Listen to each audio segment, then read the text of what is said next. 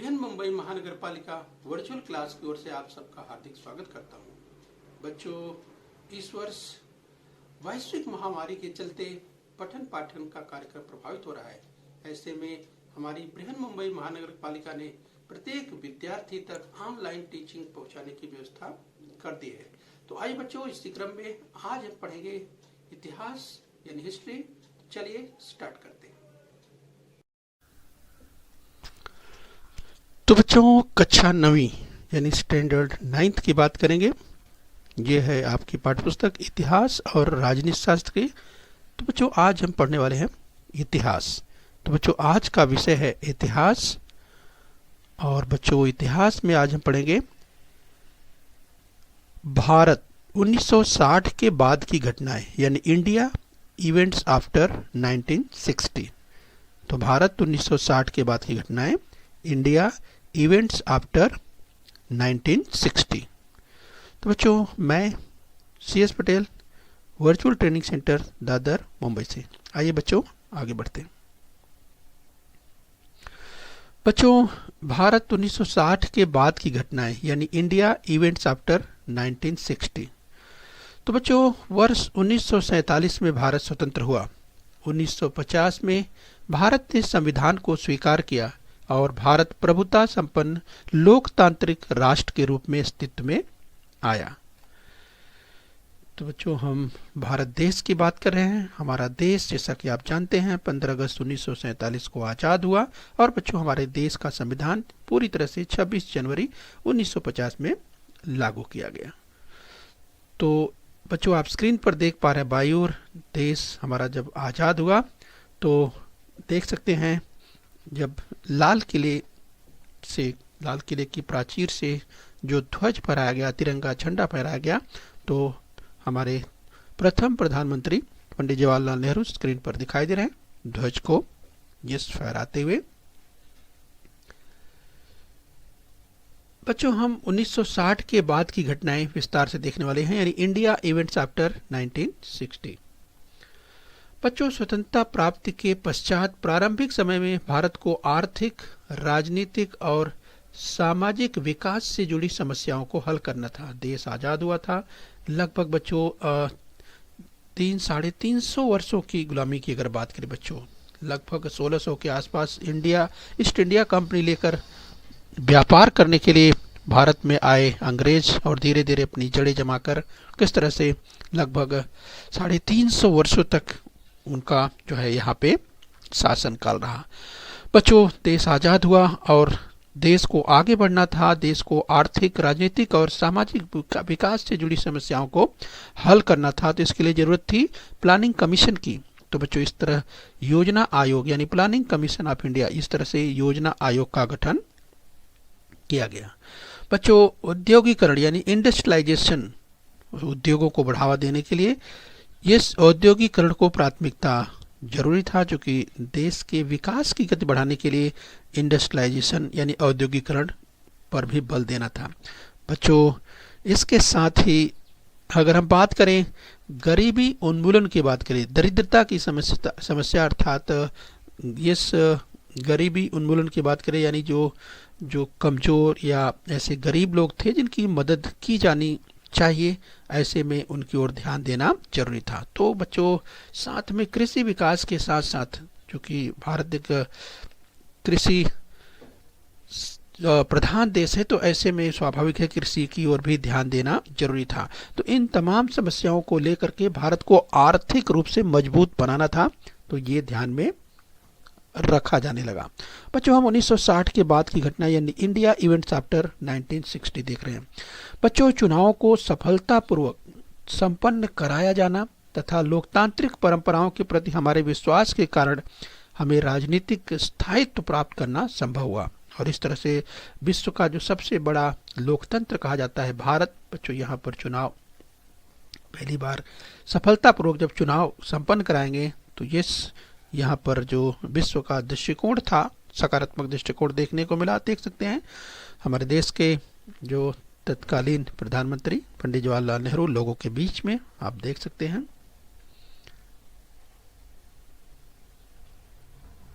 तो बच्चों 1960 के बाद की घटनाएं यानी इंडिया इवेंट्स आफ्टर 1960 की बात करें बच्चों, 1960 के दशक की बात करें, द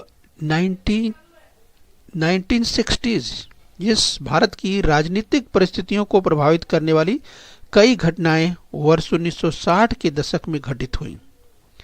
बच्चों, पुर्तगालियों के आधिपत्य में गोवा, दमन और दीव प्रदेश थे। तो आप देख सकते हैं बच्चों, देश तो आज़ाद हुआ, लेकिन हम बच्चों बात करें यहाँ पर किस तरह से पुर्तगालियों के आधिपत्य में गोवा, दमन और दीव प्रदेश थे।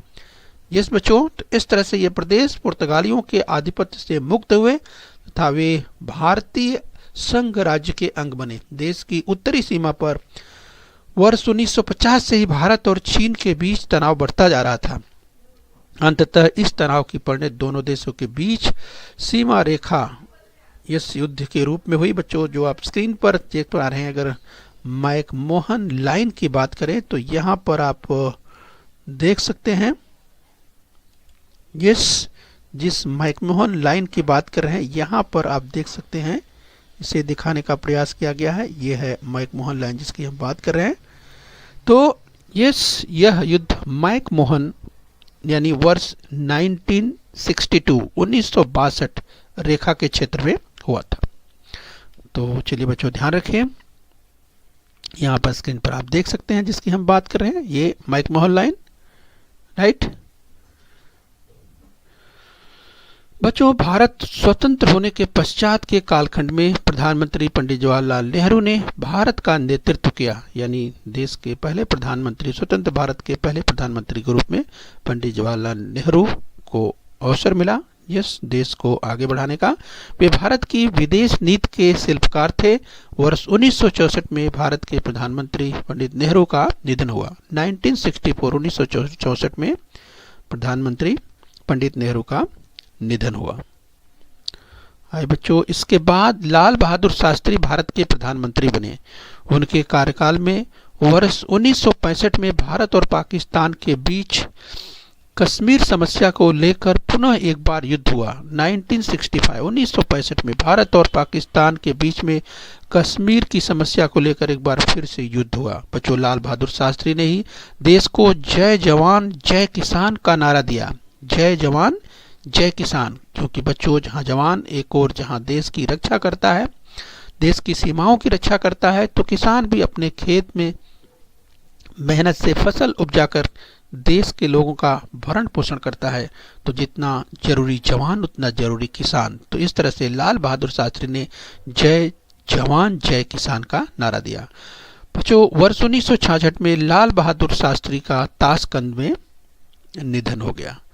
तो बच्चों हम बात कर रहे हैं जय जवान जय किसान, लाल बहादुर शास्त्री। आइए बच्चों, इसी क्रम में हम आगे बढ़ेंगे।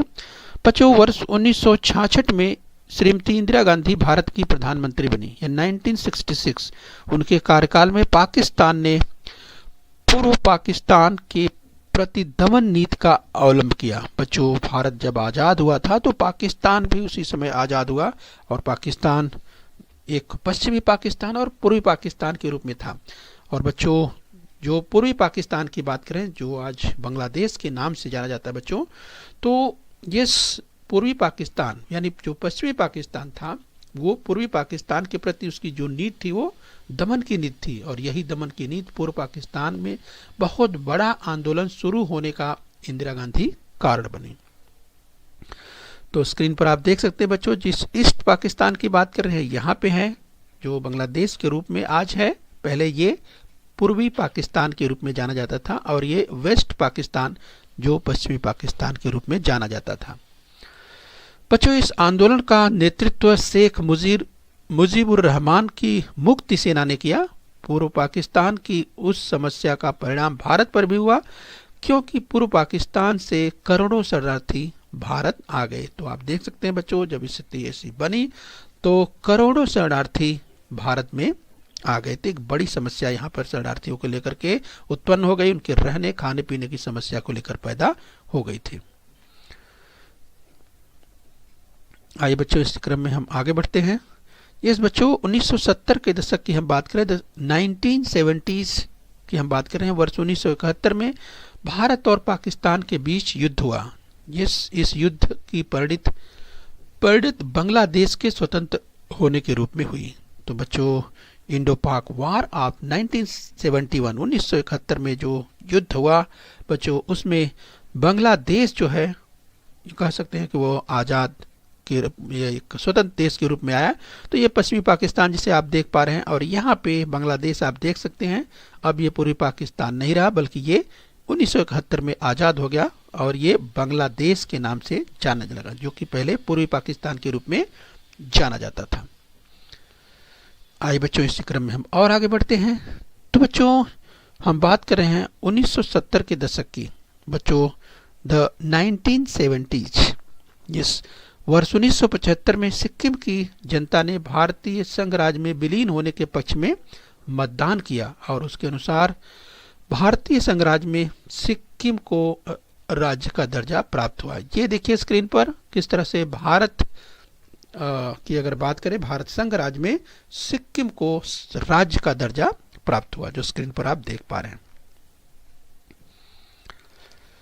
बच्चों, वर्ष 1970 के दशक की बात कर रहे हैं, यानी द 1970s की हम बात कर रहे हैं। परमाणु ऊर्जा का उपयोग शांति स्थापना करने हेतु करना हमारी नीति है। इस नीति के एक अंग के रूप में भारत ने वर्ष 1974 में राजस्थान के पोखरण में भूमि के अंदर सफल परमाणु परीक्षण किया।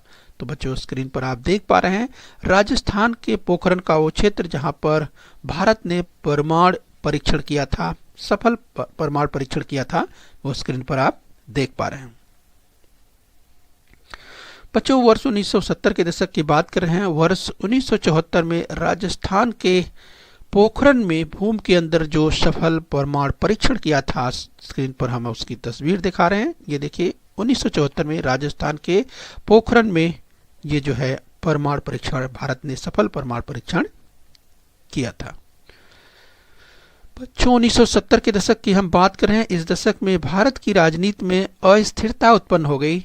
वर्ष 1974 में श्रीमती इंदिरा गांधी द्वारा चुनाव प्रचार में सरकारी संसाधनों के दुरुपयोग किए जाने का निर्णय इलाहाबाद हाईकोर्ट ने सुनाया। बच्चों, इसका विरोध जताने के लिए संपूर्ण देश में हड़ताल शुरू हो गई। इसी बीच जयप्रकाश नारायण, जो कि जेपी के नाम से जाने जाते थे बच्चों, जयप्रकाश नारायण के नेतृत्व में आंदोलन हुए। तो बच्चों, आप स्क्रीन पर देख पा रहे हैं इसकी जो अस्थिरता का दौर जब चल रहा था, और 1974 में इंदिरा गांधी द्वारा जो चुनाव प्रचार में सरकारी संसाधनों के दुरुपयोग का जो मामला आया था, इसको लेकर इलाहाबाद हाईकोर्ट ने जो अपना निर्णय सुनाया था, इसके विरोध में जयप्रकाश नारायण, जिन्हें जेपी नाम से भी जाना जाता है बच्चों, उन्होंने पूरे देश में बड़ा आंदोलन चलाया। उसका परिणाम क्या हुआ बच्चों, आगे देखिए। बच्चों, हम 1970 के दशक की बात कर रहे हैं। देश में कानून और व्यवस्था पूरी तरह से चरमरा गई। परिणाम क्या हुआ, सरकार ने संविधान में उल्लेखित आपातकालीन स्थिति यानी इमरजेंसी, बच्चों जिसे इमरजेंसी कहते हैं, ऐसी स्थिति से संबंधित प्रावधान के आधार पर राष्ट्रीय आपातकाल घोषित कर दिया गया। बच्चों, आपातकाल में भारतीय नागरिकों के मौलिक अधिकार स्थगित कर दिए गए। राष्ट्रीय आपातकाल की यह कालावधि 1975 से 1977 तक रही। तो बच्चों, इस तरह से इंदिरा गांधी के जो विरोध में जो जयप्रकाश नारायण ने नारे छेड़ रखे थे, पूरे देश में हड़ताल बंदी ऐसी स्थिति बन गई थी। तो आखिर में संविधान में उल्लिखित जो आपातकालीन स्थिति से संबंधित जो प्रावधान था, उसी आधार पर राष्ट्रीय आपातकाल यानी जो नेशनल इमरजेंसी होती है, उसे लागू कर दिया गया। बच्चों, ऐसे में नागरिकों के मौलिक अधिकार तक स्थगित कर दिए जाते हैं। और बच्चों, राष्ट्रीय आपातकाल की कालावधि 1975 से 1977 तक रही थी। बच्चों, इसके बाद की बात करें तो आपातकाल की पार्श्वभूमि में कई विरोधी दल इकट्ठे आए और उन्होंने जनता पार्टी का गठन किया। मोरारजी देसाई प्रधानमंत्री बने, परंतु उनके नेतृत्व वाली जनता पार्टी की सरकार आपसी मतभेदों के कारण अधिक समय तक नहीं चल सकी। तो आइए बच्चों, इसी क्रम में हम और आगे बढ़ेंगे। इसके बाद चौधरी चरण सिंह प्रधानमंत्री बने। उनकी सरकार भी अल्पकाल की रही। वर्ष 1980 में पुनः चुनाव हुए और श्रीमती इंदिरा गांधी के नेतृत्व में कांग्रेस पार्टी पुनः सत्ता में आ गई। तो स्क्रीन पर आप चौधरी चरण सिंह को देख पा रहे हैं। बच्चों 1980 के दशक की बात करें, द 1980s, वर्ष 1984 में अमृतसर के स्वर्ण मंदिर में छिपे आतंकवादियों को निष्कासित करने के लिए भारतीय सेना को भेजना पड़ा। बच्चों श्रीमती इंदिरा गांधी के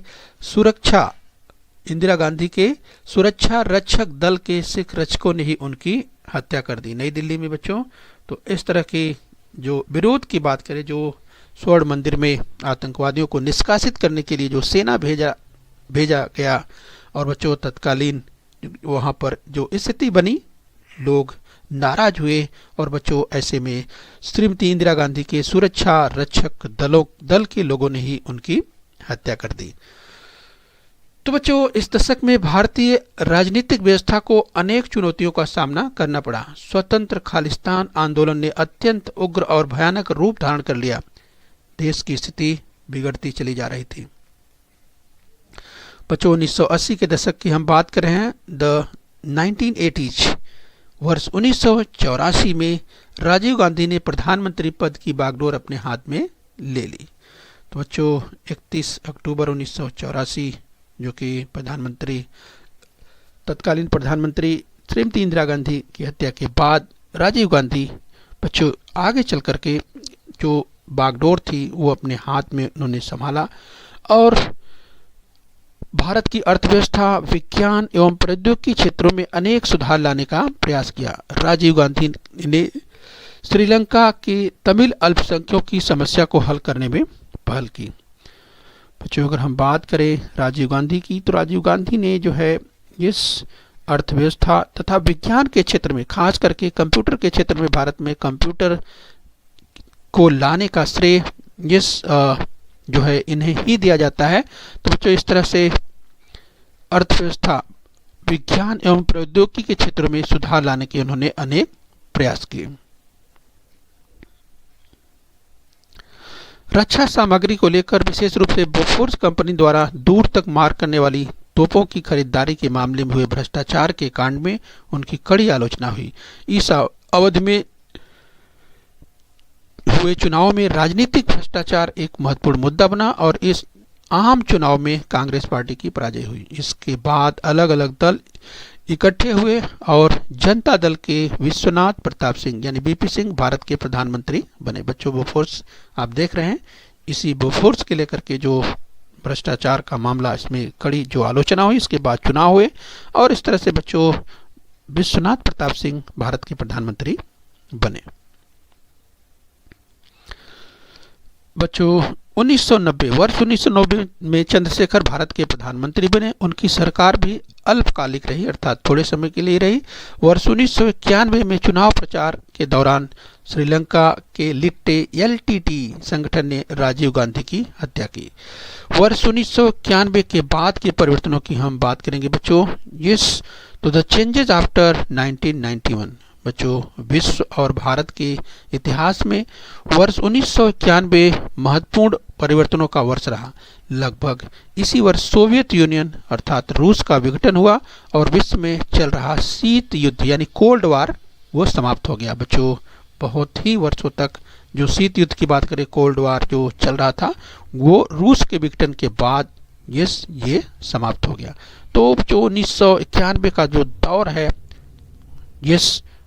आर्थिक दृष्टिकोण से भी बहुत महत्वपूर्ण माना जाता है। बच्चों भारत में PV नरसिम्हा राव की सरकार ने भारत की अर्थव्यवस्था में कई परिवर्तन लाए, और इसी समय अयोध्या की राम जन्मभूमि तथा बाबरी मस्जिद का मुद्दा भी सामने आ गया। तो स्क्रीन पर आप देख पा रहे हैं PV नरसिम्हा राव की सरकार की हम बात करें बच्चों। आइए इसे में और आगे बढ़ेंगे। बच्चों वर्ष 1996 से वर्ष 1999 की कालावधि में भारत की लोकसभा में किसी भी राजनीतिक दल को स्पष्ट रूप से बहुमत प्राप्त नहीं था। इस कालावधि में अनेक प्रधानमंत्री सत्ता में आए हुए दिखाई देते हैं। उनमें अटल बिहारी वाजपेयी, HD देवगौड़ा और इंद्र कुमार गुजराल थे। तो स्क्रीन पर आप देख पा रहे हैं बाईं ओर सबसे अटल बिहारी वाजपेयी, बीच में आप देख पा रहे हैं HD देवगौड़ा, और सबसे दाहिनी ओर इंद्र कुमार गुजराल को आप देख पा रहे हैं।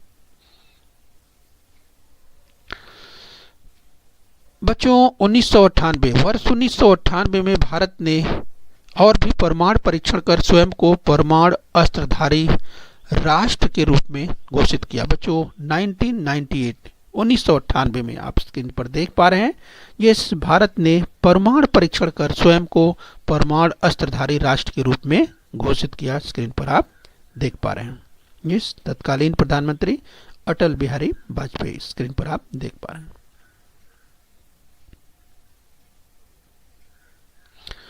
बच्चों वर्ष 1999 में कश्मीर के मुद्दे पर फिर एक बार भारत और पाकिस्तान के बीच में कारगिल में युद्ध हुआ। तो बच्चों हम बात करें कारगिल युद्ध की, 1999 में कश्मीर के मुद्दे पर एक बार भारत और पाकिस्तान के बीच में कारगिल का युद्ध हुआ और बच्चों इस युद्ध में भी भारत ने पाकिस्तान को पराजित किया।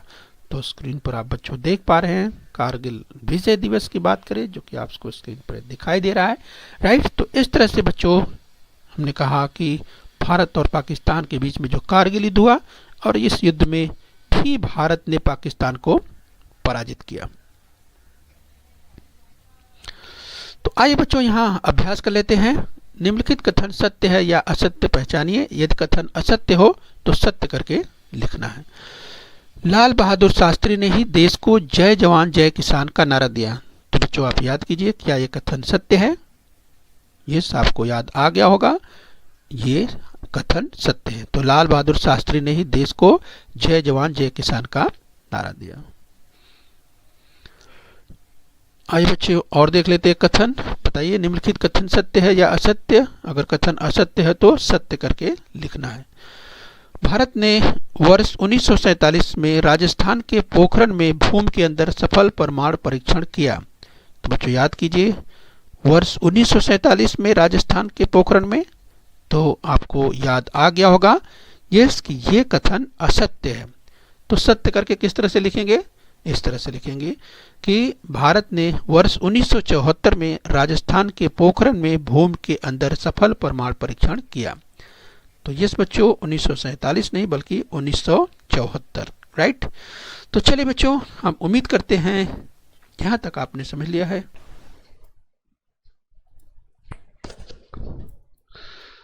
सत्र 2021-22 के लिए महत्वपूर्ण सूचना। बच्चों इस वर्ष कक्षा पहली से लेकर कक्षा 10वीं तक आपको सभी वीडियो जिस बच्चों एक ही चैनल पर मिलने वाले हैं।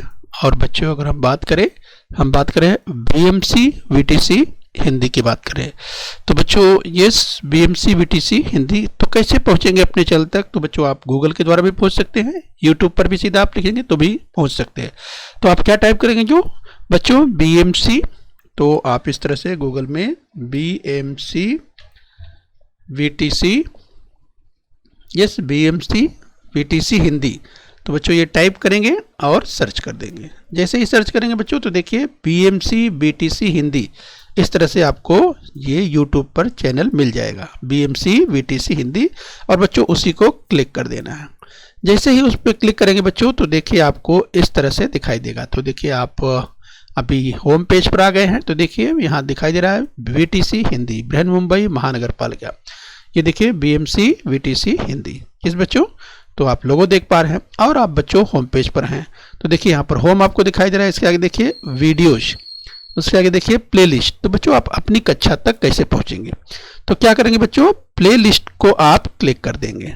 ये बच्चों प्लेलिस्ट को जैसे ही आप क्लिक करेंगे बच्चों तो आपको यहाँ कक्षा पहली से लेकर के कक्षा 10वीं तक और इसके अलावा कक्षा 5वीं और 8वीं स्कॉलरशिप के दो अलग अलग, यानी आप देखेंगे बच्चों जैसे यहाँ पर देखिए 8वीं 10वीं 9वीं, ये बच्चों यहाँ देखिए स्कॉलरशिप है 8वीं और यहाँ ये कक्षा 8वीं का ये, तो यहाँ पर यानी इस यहाँ पर आपको कक्षा 8वीं के सभी विषय इस तरह से 7वीं 6वीं ये पहली से लेकर के 10वीं तक।